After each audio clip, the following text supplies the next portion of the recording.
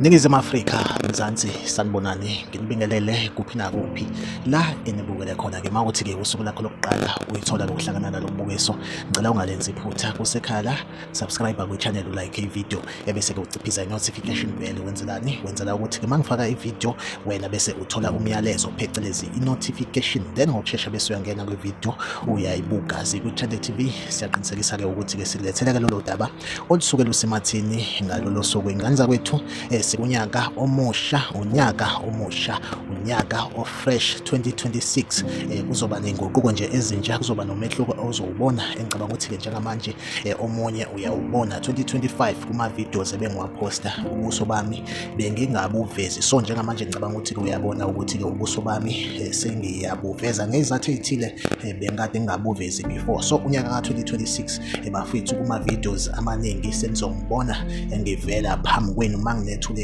indaba ey'suke zisemathini ngalolo suku. Iy'ngane zakwethu sikuzona iy'gameko ezenzeka mihla namalanga la e-South Africa. Kunesigameko osukwini-ke lwayizolo esenzekile endaweni yaseNanda eMaudi. Lesigameko simkhumbuza isikhathi la engaqala ngaso le channel iZikwi-Trend TV ngoFebruwari ngo-2025. Kwakwade kutrenda indaba zeyigemegeme ezazenziwa i-West Gang yaseNanda eyaduma kakhulu ekuqaleni konyaka ka-2025. So osukwini-ke lwayizolo kubikwa ukuthi-ke amaphoyisa SAPS noma ngithi ey'kamkhwanazi i-NIO zishaye ababili endaweni-ke yaseMaudi enokuthiwa-ke badubule kuqala. Siyazi ukuthi-ke sekuyi-language esijwayelekile ukuthi amaphoyisa emayishaya iy'gebengu kube ukuthi-ke sithola i-statement sokuthi badubule kuqala. Nokho-ke umphakathi usuke wona uzojabula ngoba kusuke kusho ukuthi lokho ubugebengu buya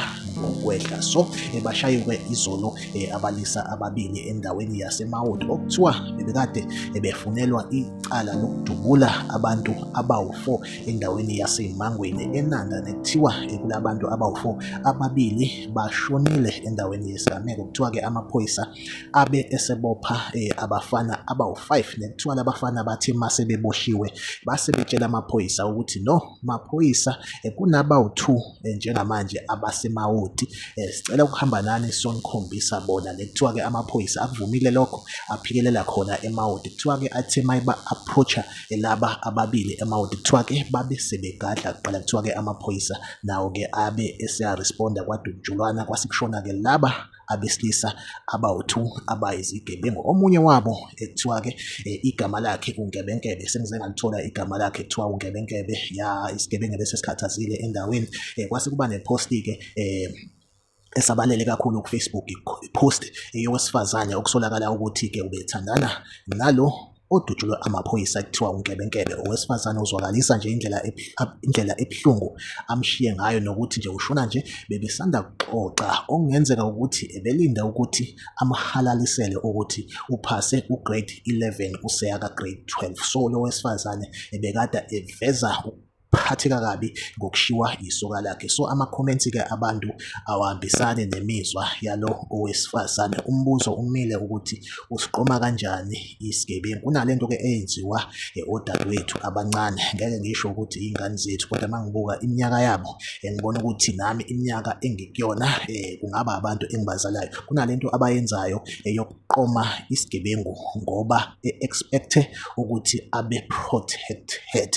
Then mase kunje angithi uyabona ngoba seshonile ukuthi siyakuphazamisa-ke manje ey'fundweni zakho, at least unyaka usaqala, kodwa njengamanje siyamphazamisa as umntwana omncane ofundayo. Okungenzeka wamqoma ngoba encenge ukuthi abe protected, okanye mhlambe wamqoma ngoba mhlambe emsaba, ebona ukuthi mangamqomi lokho kuzombeka engcupheni noma kuzongibeka engozini. Engathi iy'ngane zamanje ey'khulayo zingagwema ukuthi zibe seduze nabantu abagangayo abayizigebengu. So bashayiwe-ke labo ababili eMaudi. Then-ke ebusuku bayizolo futhi kuzosa kube namhlanje abawu-5 futhi baphinde bashawa amaphoyisa endaweni yakwaBesta khona eNanda kwaBesta e-area 10. Abantu-ke umphakathi ujabulile, bese kuthi-ke abantu aba-close nalabo bantu bakhombisa ukwagxeka amaphoyisa ngesenzo sawo. Baveza nokuthi labantu laba ababulewe abahlangene gebengu labantu bebeyiphuzela ebusuku.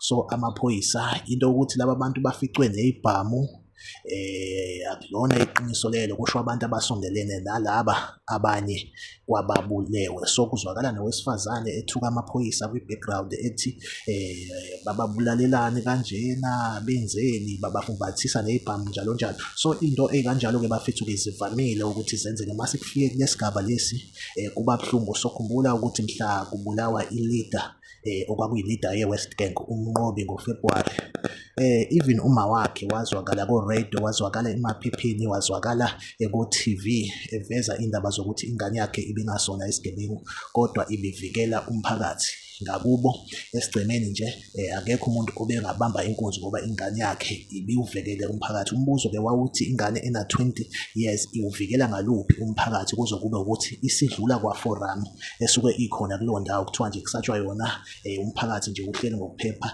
ngenxa yokuthi kusatshwa leyo ngane ena-20 years. Abantu babey'buza ukuthi isatshwa nje why?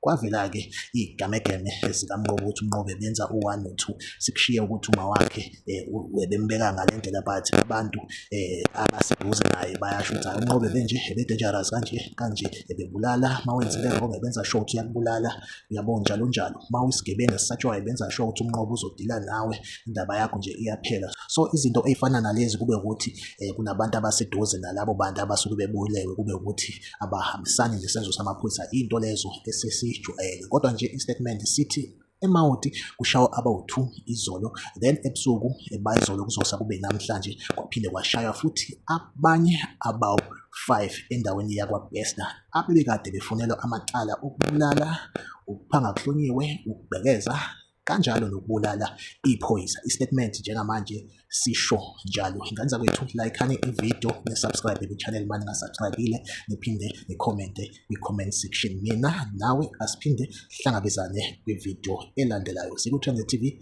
ngizohlezi ngikhona ngilethela-ke ey'sematheni usuku nosuku. Asihlangabezane ngokuzayo.